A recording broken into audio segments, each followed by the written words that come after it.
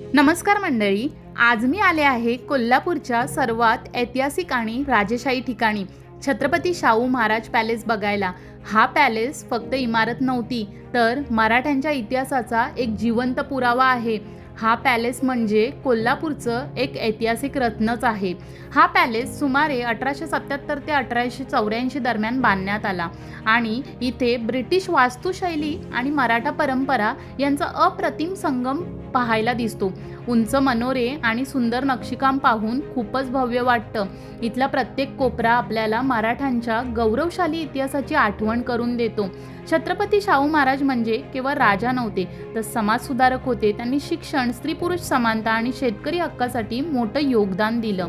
हा पॅलेस त्या महानायकाच्या वैभवशाली वारशाची आठवण करून देतो. माझ्यासाठी हा अनुभव खूप खास होता, कारण इतिहासाचा जवळून अनुभव घेतल्यासारखं वाटलं.